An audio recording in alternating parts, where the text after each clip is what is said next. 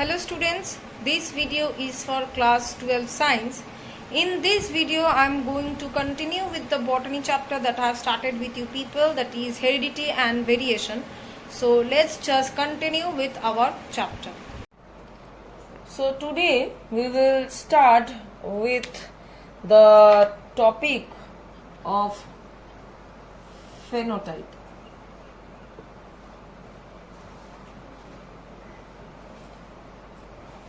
What is phenotype? It is the visible, measurable physical, biochemical characteristics of the organism which are expressed as a result of interaction between the genotype and the environment is called phenotype. That means the characters that are visible to us from the outside, that is termed as the phenotype. Clear? Now it is the expression which is coming from a interaction of genotype and environment. So genotype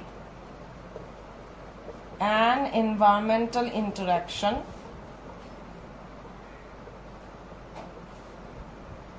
together giving us the phenotype. Clear?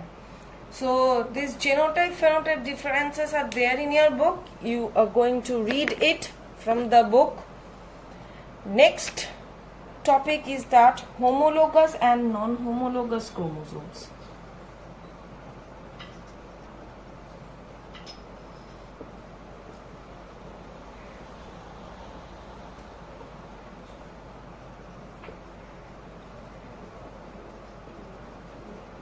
Now what are homologous chromosomes? The paired identical chromosomes which are found in the nucleus, which are having similar structure with respect to position of centromere, length of arms, carrying the same gene sequence, and they pair together during meiotic prophase. Those are termed as homologous chromosomes. That means they are kind of similar with each other.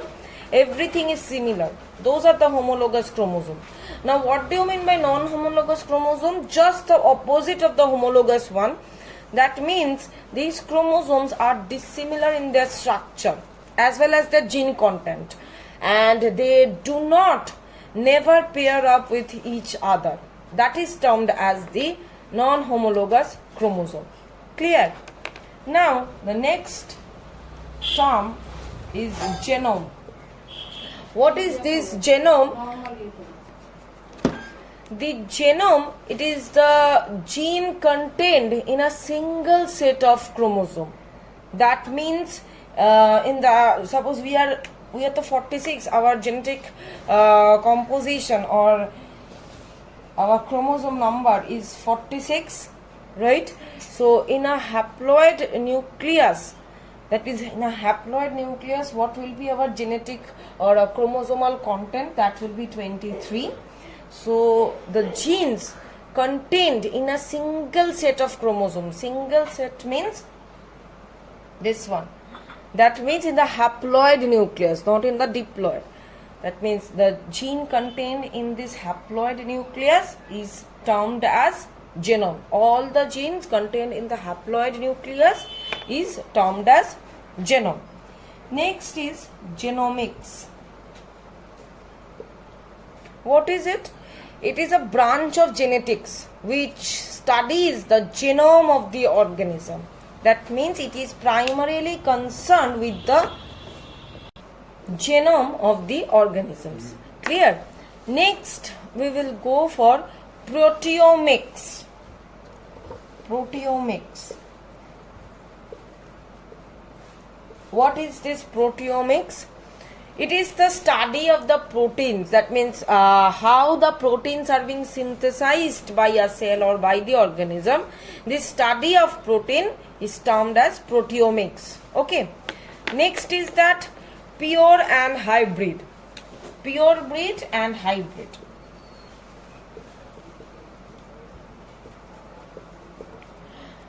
That means a population of plant or animal which are originating from a single homozygous ancestor all having particular features retained, unchanged through many generations. Those are the true breed or pure breed.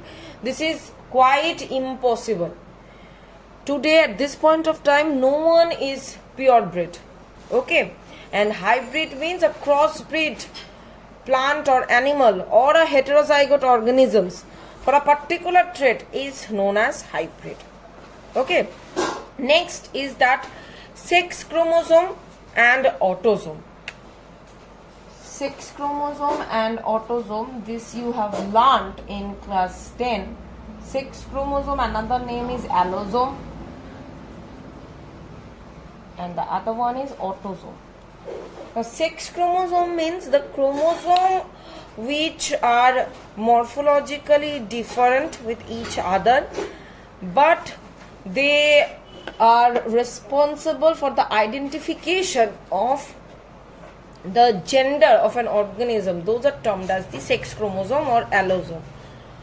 Now coming to the second type of chromosome, that is autosome. What is this autosome? It is the body chromosome. Okay, that means it is responsible for the bodily characters. It is present in the body cells, and it is not responsible for the identification of the gender of any person. Rather, it is responsible for the body characters, and it is found in body cells like liver cells, muscle cells, all these cells.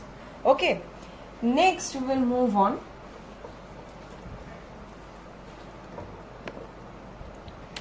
There are three terms that I want to explain all along: cistron, recon, and muton.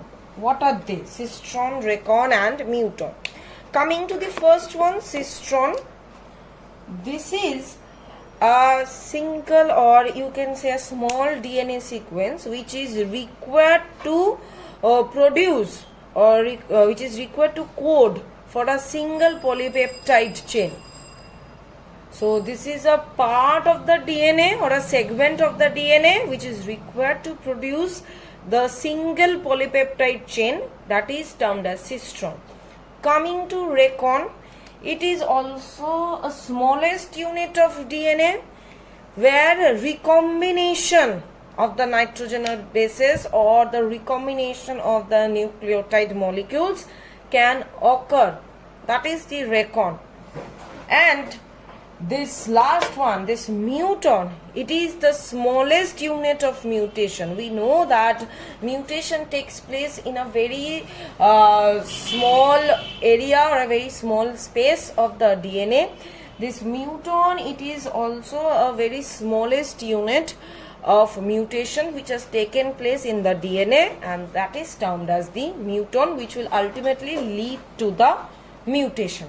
Clear? So till this much I am keeping the video. In the next video I will continue with the chapter. Thank you.